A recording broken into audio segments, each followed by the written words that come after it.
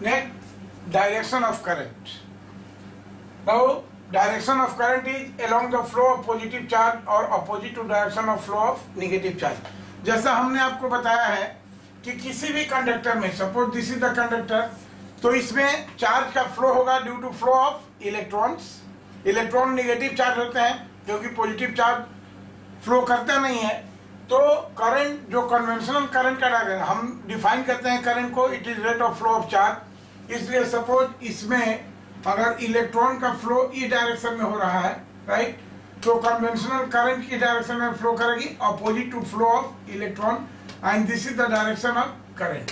इस डायरेक्शन में करंट फ्लो करेगी. अगर लेफ्ट टू राइट इलेक्ट्रॉन जा रहे हैं तो right to left conventional current flow करेगी. इसीलिए हम लोग टर्म यूज करते हैं कन्वेंशनल करंट, बिकॉज हम डिफाइन करते हैं करंट को rate of flow of charge और इसको कैलकुलेट करते हैं in terms of movement of electron.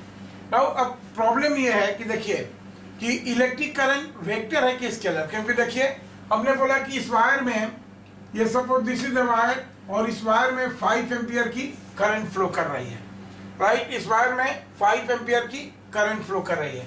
तो देखिए मैग्नीट्यूड कितना हो गया, और ए टू बी फ्लो कर रही है. हमने बोला कि इस वायर में 5 एम्पियर की current A to B direction में फ्लो कर रही है. तो यहाँ पर देखिए मैग्नीट्यूड भी हो गया और डायरेक्शन भी हो गया. तो अब ये सवाल उठता है कि whether electric current is a vector और स्केलर. बहुत ही वाइटल प्रॉब्लम है. तो सबसे पहले देखिए, अब हायर क्लास में आप आ गए. 9th क्लास में तो वेक्टर स्केलर को हम लोग सिंपली डिफाइन करते हैं कि the physical quantity which is having magnitude and direction are called vector, and which are only having magnitude are known as scalar. लेकिन यहाँ पर एकदम बहुत वेल डिफिनीशन डिफाइन करना होगा कि व्हाट इज वेक्टर. तो वेक्टर का एक्चुअल डिफिनीशन क्या है कि physical quantity having magnitude and direction, and apart from it should obey the law of vector addition या law of vector algebra you can say, right. तो अब electric current के case में देखें, जैसा हम जानते हैं कि इलेक्ट्रिक करंट के केस में क्या होता है. अब जैसे यहीं की बात करें, सपोज हमारा ये सेल है, ये सेल है, इसको हम यहाँ से ऐसे कनेक्ट कर दें और फिर इसको हम ले करके यहाँ पर बी से कनेक्ट कर दें, तो this will be direction of current. अब हम कुछ नहीं करते हैं, कंडक्टर हमारा एज इट इज रहेगा, राइट. कंडक्टर हमारा एज इट इज रहेगा. हमने इस एंड को बी से कनेक्ट कर दिया और इस एंड को हमने कनेक्ट कर दिया ए से. तो देखिए अब क्या हो जाएगा. अब इसमें सेकेंड केस में जब ऐसे जाएगा तो ये पॉजिटिव चार्ज से होकर के करंट का डायरेक्शन ऐसे हो गया, राइट. दिस विल बी, अभी इस केस में this will be direction of current. तो कंडक्टर जहां था वहीं था, डायरेक्शन चेंज हो गया. तो ये वेक्टर की तो क्वालिटी है नहीं, राइट. वेक्टर होने के लिए क्या जरूरी है. सेकेंडली, वेक्टर होने के लिए क्या जरूरी है कि जैसे आप पढ़े हैं कि एक वेक्टर P है, दूसरा वेक्टर Q है, दोनों के बीच एंगल अल्फा है. तो इन दोनों वेक्टर का रिजल्टेंट क्या होगा, पैरेललोग्राम लॉ से हम कैलकुलेट करते हैं. पैरेललोग्राम लॉ फॉर्म करेंगे, एंड दिस लेंथ ऑफ ये diagonal, this diagonal, this will give magnitude and direction of the resultant vector. यहाँ पर देखिए हम करंट के साथ क्या कर रहे हैं, समझे. अगर किसी कंडक्टर में सपोज ये कोई पॉइंट है, यहाँ से करंट आ रही है ऐसे, एक करंट ऐसे गई और दूसरी करंट ऐसे आई, इसके बीच का एंगल 60 डिग्री है, right. This current is I1, this is I2 and this is I3, right. I1, I2 and I3. तो आप जानते हैं कि हम किरचॉफ्स लॉ से इसको लिखेंगे. ये इंट्रिंग करंट I1 है और ये आउटगोइंग I2 एंड I3 है. तो हम लिखेंगे कि this I1 must be equal to I2 plus I3, right.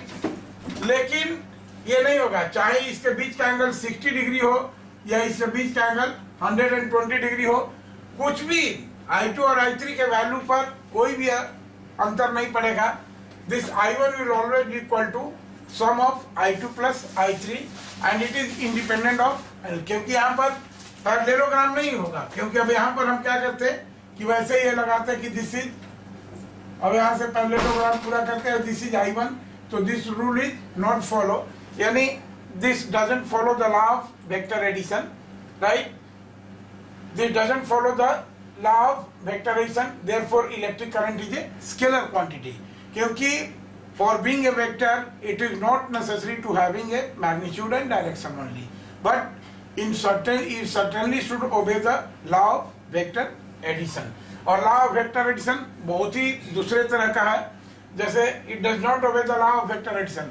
Why electric current is scalar? Because it does not obey the law of vector algebra, though it is having magnitude and direction, right?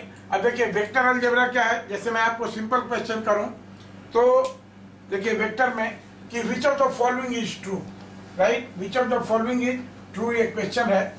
Vector 3 plus vector 4 is equal to vector 1, vector 3 plus vector 4 is equal to 3, vector 3 plus 4 is equal to vector 5, vector 3 plus 4 is equal to 7.